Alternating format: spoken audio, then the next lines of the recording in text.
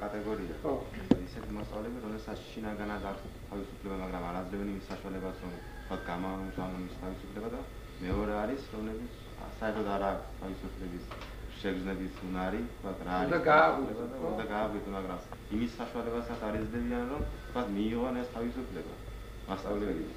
მასწავლებლის ნათქვამი, თქვათ, როგორც ხელოვნება, ლიტერატურაზე და სხვა საკითხებზე. ამ მოსწავლეებმა, რომლებიც შინაგანად არიან თავისუფალი, თქვათ, არ აქვს იმის გამოხატვის უნარი, მასწავლებელმა მისცა იმის საშუალება, რომ მათ გამოამჟღავნონ და გამოამზევრონ თავიანთი შესაძლებლობები. ხოლო ესენი კი გარშემო იმ დონეზე, როგორიც იყვნენ. აი ამ იმ მასწავლებლების წყალობით, რომლებიც მათ ასწავლიდა, თქვათ, იმ კანონებს, რომლებიცაც უნდა დამორჩილებოდა ყოველი მასწავლებელი. გასაგებია, მოდი მაშინ ასე შემოდის ბავშვები. ხო. დასტიშტავს, აი, კარგი აქვს თქვენ არ დაიწყოს გაკვეთილზე მასწავლებელი. შემოდის თქვენი გაკვეთილზე, მაგრამ არ ტოვებს ეს ისეთ უსტაურ შეხედულებას, როცა ამ ფილმს უყურებს. ბავშვების ის არის ამ დროს ძალიან გაგურობლები უყურებენ მასწავლებელს. ეს პირველივე კადრიდან ჩანს, რომ თვითონ მასწავლებელი კიპინგი ეწინააღმდეგება ამ სკოლის დიქტატურას და ტრადიციებს. და პირველივე კადრებიდან ჩანს, რომ თვითონ სტვენით შემოდის და უნდა რომ ბავშვების თავისუფალ ცხოვრებაზე რომ გადაიყვანოს თვითონ. მაგრამ რადგან თვითონაც აქ სწავლობდა და იცის მან თუ რა გამოდის ამიდან და იცის ეს სკოლა, მაგრამ რადგან თვითონაც სწავლობდა, უნდა რომ ეს ბავშვები თავისუფლად აღზარდოს. სწორია. კიპინგი არის ძალიან კეთილი ადამიანი. დიახ. სიკეთე მას ეხმარება, რომ გააკეთოს კეთილი საქმე. თანაც ეს ბავშვები გამოიყვანოს აი ესეთი უბედურებიდან, რომელიც მათ ეწევა. სიკეთე, როგორც ტოლსტოი ამბობდა, არის სულისათვის იგივე, რაც ჯანმრთელობა სხეულისათვის. მას ვერ ვიზნობ, რომ საამჩნევ, მაგრამ წარმატება მოაქვს ყოველგვარ საქმეში. და სწორედ აი ამით სარგე ხელმძღვანელობს კიპინგი და სურს, რომ ეს ბავშვები გამოიყვანოს ასეთი დაჯავშნების ცხოვრებიდან. კიპინგმა იცის, რომ თვითონ ამის შემდეგ მას ამ სკოლიდან გააგდება, მაგრამ ის მაინც ეწირება რა ამას. კარგი, ეს სწორია.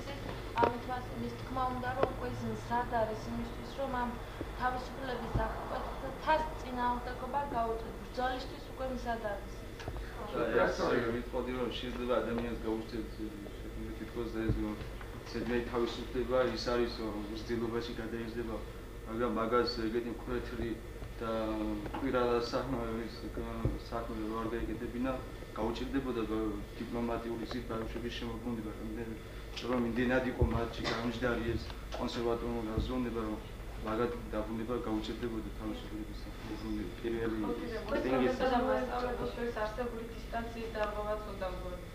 კიპინგის თქვენ ახალი როდესაც ის შემოვიდა ხარში, ეს არის პირველი ის არის თავისუფლების ის არის, რომელიც გადაისრულა ამ კოლექტივის მიმართ, თქვათ იმ კონსერვატიული მასწავლებლის მიმართ. ისაც თავისუფლება ლექსი რო აღიქვან ბავშვებმა, შეუძლია ყველა სხვანაირად აღიქვას ლექსი, მაგრამ აქ ერთი მიმდინარეობაა, რომ მაინც და მაინც რაღაცნაირი შინაარსი უნდა გაიგო და რაღაც ესე მარად გეომეტრიულ სქემაშია მოქცეული ლექსი და ესე უნდა გაიგო, როგორც ამ სქემაში ჩაჭრება. იმ ჩარჩოში უნდა მოექცეს ყველა. და ჩვენ როგორ ხელოვნება შეიძლება ჩაჭდეს ასე სქემაში. უნდა ლექსი ხელოვნების ერთ-ერთი დარგია პოეზია და პოეზია არ ჯდება რაღაცა გეომეტრიულ სქემებში და მათემატიკაში. ხდებია. რომელიც არის დასახელითი მარტო. ერთს გავავლებ პარალელს თუ შეიძლება კომუნისტურ იდეოლოგიასთან რომ არსებობდა ლენინის ისტორიულ რაღაც დაწერილი. მაინც და მაინც უნდა გესწავლა სტალინსა გადაჩნდნენ ამას ეს გვერდი უნდა წაგეკითხა, უნდა ჩაღმავებულიყავი გაეწერა რაღაც. და ბრმად უნდა გერწმუნა. ანალოგია იყო იქიც, როგორც შეიძლება პოეზია კაცმა დაიზრუნოს და რაღაც ეს უნდა თავისუფალ აზროვნებას და თავისუფლებისგან იქნება ყველაფერი ღირებული, ასე მასთან დაკავშირებით. კიპინგი ბავშვებს უნერგავს საკუთარი თავისადმი რწმენას, რომ ის არის თავისუფალი ადამიანი, რომ იგი არის საკუთარი მეგაჩნია მაგას და თავისი შესაძლებლობები აქვს და ეს რომ გამოავლინოს და თუ რომ გამოხატოს ამის საშუალებაზე.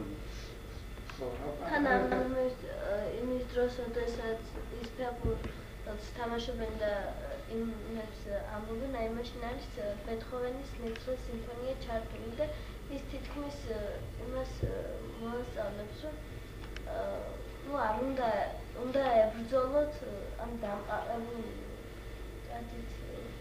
ხო. არის ლექსი დაწერს, რომ თავის შესაძლებლობებში არ არის დარწმუნებული. და რომ სურათს რომ შეხედავთ, მე ის აზრები როგორ ყალიბდება და მე თვითონ გაოცებულია თავის თავზე, რომ თვითონ თავის ლექსი დაწერა.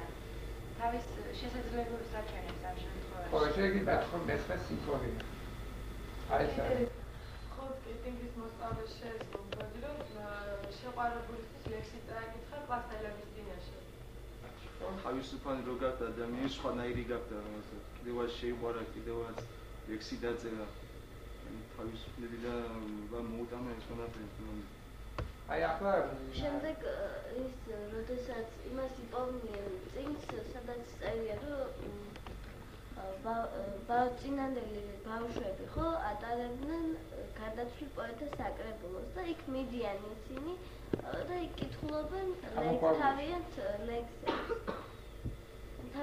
ლექსებს და იქ ტოტი არ კითხულობს არაფერს ლექსს, რადგან მას რწმენია და თავის თავში არ არის დარწმუნებული, მაგრამ მაინც ისე ნილი აიძულებს მას, რომ მაინც მოусმინოს მაინც და იქ თავისუფლებას ამჟღავნებენ იმ გამოქვაბულში.